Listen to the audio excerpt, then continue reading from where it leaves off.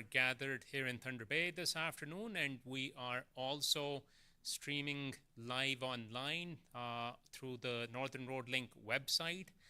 So before we begin this afternoon's procession, I'd like to begin by requesting Elder Matthew Jacob for an opening prayer, followed by some opening remarks by Chief Bruce Ashney Penescom from Martin Falls First Nation.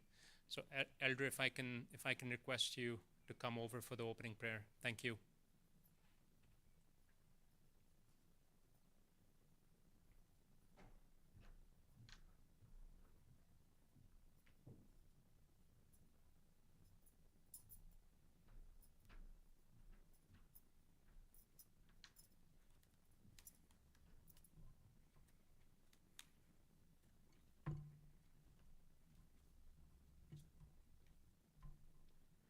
Hello, Hojo, and I we're gonna snark.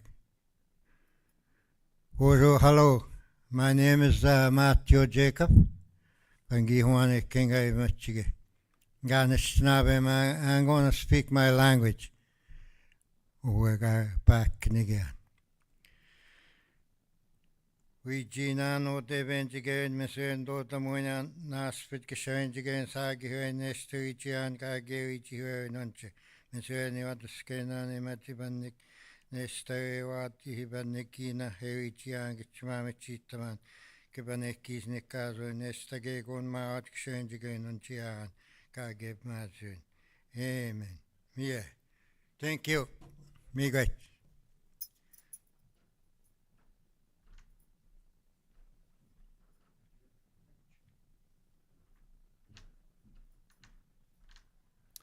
Thank you so much, Elder Matthew Jacob Miigwech.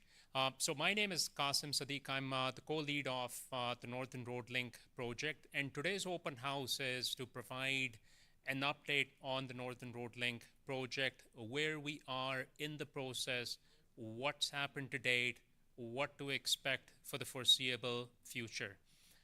We've got a brief technical presentation and update for you as well.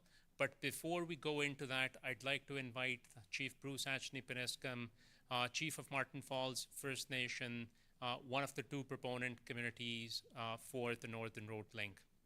Over to you, Chief.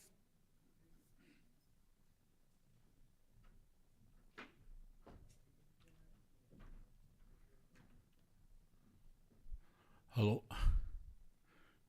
Thank you for inviting me up to say a few words, cousin. It's a real honor to be up here again. It's a start working on again on a new term with our project teams. I'm looking forward to that, and looking forward to the further developments in this on our projects. And it's important for us community members to be involved and all facets of this, our projects and our developments in our region. And so, it's something that we take seriously as leadership, and providing that information to the general public out there on where we are with the projects. And moving forward, we want to continue doing the same and keep on working on getting that information out there on where we are. And it's an important project for us, as it provides many opportunities for our First Nations, to be involved in economic development and on potential agreements in the future. So we look forward to that. And I just want to say thank you, cousin, for letting me say a few words and inviting me here today. Miigwech.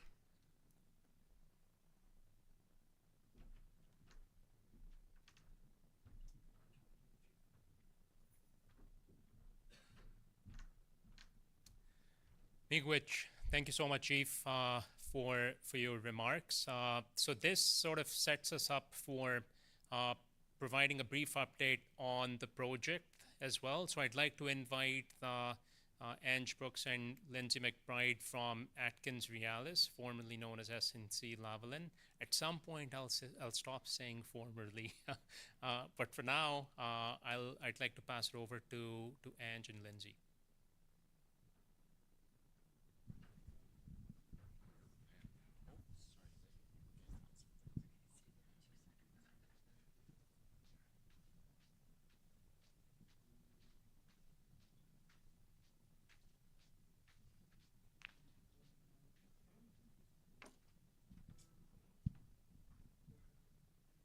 Hello? Can you hear me okay? So Tony, I'll just say next when I want you to flip the slide. You can flip it.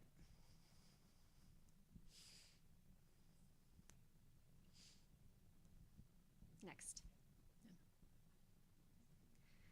Okay, so this is a bit of background on the project. It's a proposed all-season road in Northern Ontario on Treaty 9 land.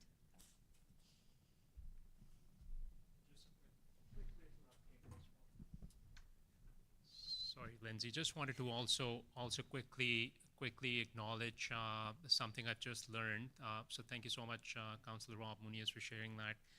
Is the passing of a community member in Webakwe, which is one of the reasons we're not joined by Chief Wabas potentially. But our thoughts and prayers are with the community at this point. We wanted to recognize and acknowledge that this evening as well. So thank you so much for bringing it to our attention. Yeah.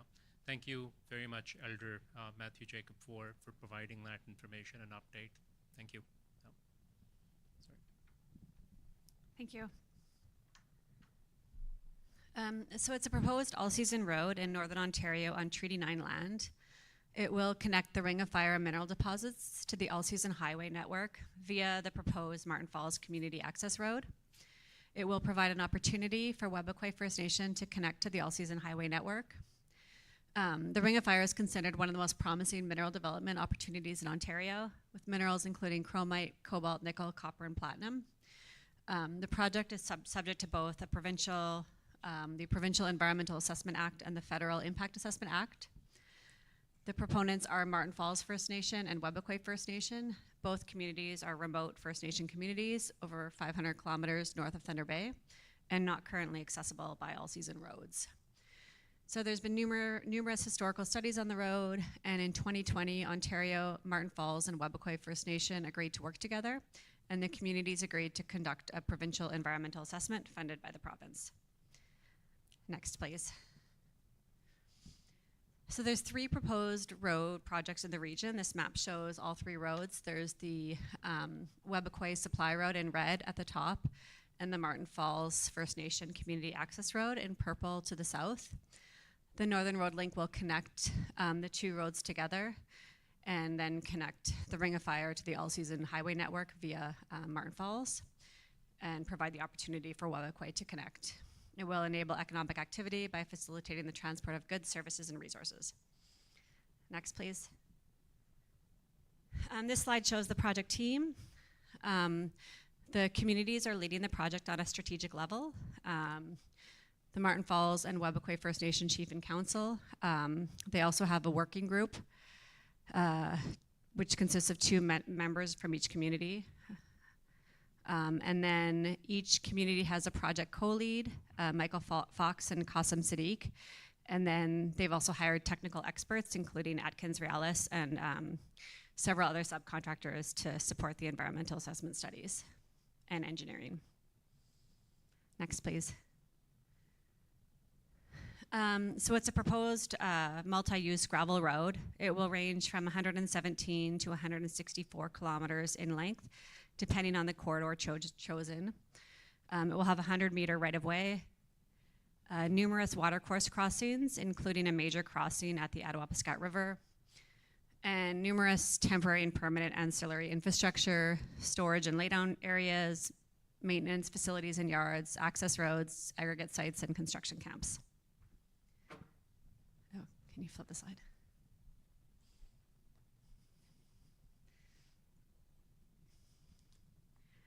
So one of the complex part of this project is construction through the peatlands. It's complex from both an engineering and an environmental perspective. The risk of negative effects on peatlands and groundwater flows, as well as the loss of the carbon sinks. So we are looking at how other jurisdictions have constructed roads through peatlands, such as the East Side Road in Manitoba. So the construction measures may include leaving the peat in situ and placing the road over the peat. They'll use geotextile material to manage migration of the fine materials into the peat, and use of blast rock to allow flow beneath the road and minimize impacts to groundwater flow. Next slide. So right now we're looking at various alternative corridors for the road. We've divided them into segments, so the segments can be assessed independent of each other. We have 12 segments right now. Each corridor is 2 kilometers wide to allow for routing within the corridor around constraints, and various combinations of the segments are possible to put together a full corridor for the road. And at the bottom you see that there is the A1 and A2 segments, so that will be dependent on the route that is chosen by the Martin Falls Community Access Road.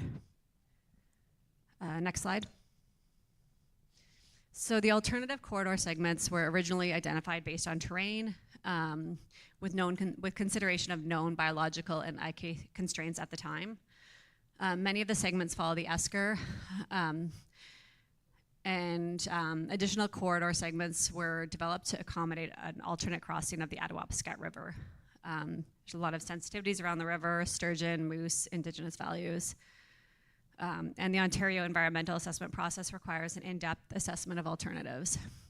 So we have developed various criteria to assess the advantages and disadvantages of the various routes, such as species at risk, cultural used areas, and archaeological sites. We have a fact sheet at the front too that provides more information on the criteria that we're going to use to assess the alternatives. Next slide. This map shows the alternate crossings of the Attawapiskat River. Originally we just had 2 crossings, an east option and a west option. The west option was developed due to some concerns at the east crossing, and now we're looking at a second west option here to avoid potential rapids that could have sturgeon spawning habitat. So we encourage you, there's a questionnaire at the front asking for people's perspectives on the alternative corridor crossings of the river. Next slide. So this shows the provincial environmental assessment process. It's divided into a planning phase and an assessment phase. We've successfully went through the planning phase, and we're now in the environmental assessment phase. Next slide. The federal process also has a planning phase and what's called an impact statement phase. So we're in the impact statement phase. Once we submit the impact statement, the federal government does their own impact assessment. So that's during their review phase. Next step, or next slide. This shows the current timeline of the project right now. You can see it's quite a long timeline. We started baseline studies in 2021, and we're not looking to have a decision until 2028 at this time, or possibly, definitely potential for more changes to the schedule. Next slide. So an environmental assessment is a process to predict, evaluate, and mitigate potential environmental effects of a project. It supports planning and decision-making, and it includes engagement with rights holders and stakeholders to inform the process. So we conduct baseline studies, as well as design the project, assess project environment interactions and effects, identify mitigations, assess residual and cumulative effects, and then commit to follow-up and adaptive management plans. Next slide. We have a in-depth consultation and engagement plan, and there's a memorandum of understanding where Ontario has delegated aspects of consultation to the proponent. All consultation is documented using a software called Praxis in the record of consultation, and we are required to submit regular consultation progress reports to the government. So the purpose of consultation is to promote two-way communication between the proponent and members of potentially affected Indigenous communities and organization, regulators, the public, and others. We want to present and receive information and use this information to identify and address issues and concerns related to the project through mitigation and or accommodation. Next slide. So this just shows some of the tools that we're using for consultation, such as open houses like this one, fact sheets, live streams, a website, meetings and workshops, and various other means. It also shows that Martin Falls and Webequie are committed to carrying out a thorough and meaningful consultation and engagement process for the project in a respectful manner that reflects Indigenous culture and traditions. We want consultation to be meaningful, transparent, inclusive, and accessible, flexible, and collaborative. Next slide. And I will pass it over to Ange to finish it off. Thanks, Lindsay. Okay, so as part of this project, we have a fairly large Indigenous participation program. It includes things as Indigenous employment. For example, we have community members along with us when we're doing our various field programs when we can. We've hired a number of Indigenous subcontractors. Thay Media, Tony sitting right over there. In the slide previous, I don't know if anyone of you noticed a Wolverine. In that photo, we had an Indigenous company design and build those structures for us. Those are called Wolverine run poles. We do house rentals in Webequie, and we also frequently have our crews stay in the Webequie bunkhouse. We also had a company that developed some virtual reality experiences for us. For those of you who are from Webequie or Martin Falls, you may have been in meetings when Origin was in your community. Next slide, please, Brandon. Another really big part of this environmental assessment is the Indigenous knowledge and Indigenous land and resource use component. We use this information to create a more holistic EA instead of solely relying on scientific investigations, which is what types of things that us consultants do. So we're looking for the communities to provide us with their knowledge of the land, how they use it, when they use it, what animals are most important to them, and also things like spiritual sites, other cultural sites, that kind of information. And it's really important for us to have this so that we can know the best areas to place the road, but more like what areas should we avoid. Next slide. So valued components are components of the environment that are important or sensitive to change, or they're a value for cultural or traditional purposes, and they will likely interact with the project or project activities.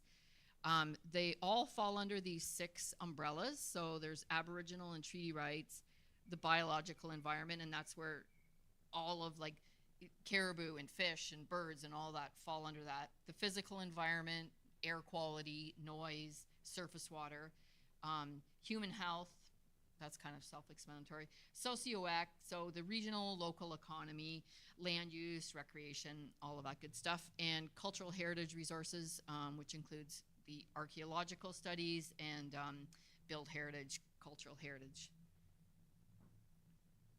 Next one. Okay, so here we have Aboriginal treaty rights and interests, and while I'm standing here talking about ATREE, I just want to remind everybody about our ATREE forum that's coming up in November, the 21st to the 23rd. We encourage everybody to participate. All right, so this is a 2-phased Indigenous knowledge program. It consists of collecting existing IK information, and then also, as I was talking a couple minutes ago, about completing project-specific studies and integrating all of that information together. There's a study area memo. So we've sent out these memos inviting feedback from the communities on the A-tree assessments. So if you haven't seen those or you want more information about those, come and talk to us. Next slide. Okay, so these next few slides are just going to be talking about our various field programs. So this one's talking about the physical environment, and it just talks about all the kind of information we collect, like air quality, noise, groundwater, surface water. Next slide. The biological environment, this one's my favorite because I'm a biologist. So we did all kinds of fish community assessments, fish habitat assessments. We're doing a lot of work with wildlife. We have bat ARUs out in the field. We've got trail cameras within the study area. We're doing breeding bird surveys. We've done caribou collaring. So now we're just tracking all of the caribou within the wider study area. Next. Oh, here we go. And here's a slide about the caribou collaring. So we were only required to capture and collar 14 female caribou. 13 of the 14 caribou turned out to be of the boreal caribou subspecies, which is perfect because that's what we were hoping to get. That's a subspecies that doesn't migrate. One of the animals we collared was eastern migratory, and that one travels great distances all the way up to the Hudson Bay coast and then back down again. And sometimes they even wander over close to the Manitoba border. Okay, so the caribou were collared using a helicopter and a net gunner. We had our team helping out, collecting blood samples and hair samples. We take the blood samples because we need the information to know if the females are pregnant, because that helps later with the calf recruitment surveys that we do in the following years. The collars will stay on the caribou for 3 years, and after that time, they'll just pop off on their own. I know we've had some comments that people are a little bit concerned about the collars, but I can tell you that they're really lightweight. I've had them myself. It's no different than a dog or a cat wearing a collar. Like, that's what it is to the caribou. It's not, it doesn't impede any of their sort of, daily life activities like eating or mating or any of that kind of thing. Next. The SocioX studies will be looking at regional and local economy, community services, infrastructure. Most of this data will be collected through community surveys, which will be starting up shortly. I don't know the exact timing of them. The cultural heritage and archaeology, we're starting the archaeological studies soon. We already had started some for the geotechnical program. And the cultural heritage study will take place at the same time. Next. Human health. So this one, we collect primary data through samples of mammals, of birds, and berries, and they're tested for various parameters at a lab. We also review the results of the studies from air quality, noise, surface water, and groundwater, and how those results relate to human health interaction. Next. So far, we have had quite a few comments come in from the terms of reference and the project description, and these are just a summary of some of the key concerns that we've heard. So we're hearing that we need to help ensure that we are doing adequate Indigenous consultation and participation, and one way of doing that is by holding open houses, and that we incorporate IK into the assessment, which we are going to do, and minimize impacts to Aboriginal treaty rights and interests. Next. Another key concern is cumulative effects. This is a tricky one. once the Northern Road Link is built, it will trigger or might trigger industrial development in the Ring of Fire area. And we have to look at those effects on the project as well as effects from other projects within the much wider study area. It's going pretty wide. The federal government has given us a list of other projects that we have to look at with regards to cumulative effects. Next. Okay, so other key concerns that came up were related to the environment in general. People are concerned about the possibility of the road being built on the esker because of caribou habitat. We've also heard that it's a corridor for movement of moose and other mammals. The James Bay lowlands is one of the world's largest peatlands and carbon sinks, and we've heard concerns about building on the peatlands, and Lindsay talked about the different construction methods that we're looking at for building on the peatlands to minimize any impacts. We're going to be crossing a lot of watercourses. The biggest one is the Attawapiskat River, and with regards to the Attawapiskat, just want to remind everybody, because Lindsay also talked about this, that we've got a new proposed westerly crossing of the Attawapiskat. We've moved it slightly east to avoid sturgeon spawning habitat, and we have a comment sheet over there by Haley at the registration desk. If you have any comments or concerns, if you could fill that out, that would be great, so that we can move forward with this decision to move the crossing location. Next. All right, I think this might be one of our last slides. In every EA, in the terms of reference and the project description, there's a section called commitments and monitoring. And we've made a really long list of commitments that will be made during the EA process. And they relate to all aspects of the project. So it could be related to construction, to operation and maintenance, mitigation measures, consultation engagement, and compliance monitoring. The monitoring, as you know, is meant to verify the effectiveness of the mitigation measures and help determine if additional action is needed to meet any of these project commitments. So that monitoring is an ongoing kind of commitment. Next, is that the last slide? And there we go. There's your contact us. Kasim, did you want to come up and say something else? Well, just thank you, Ange. Yeah. So that's everything for the formal part of the program today, ladies and gentlemen.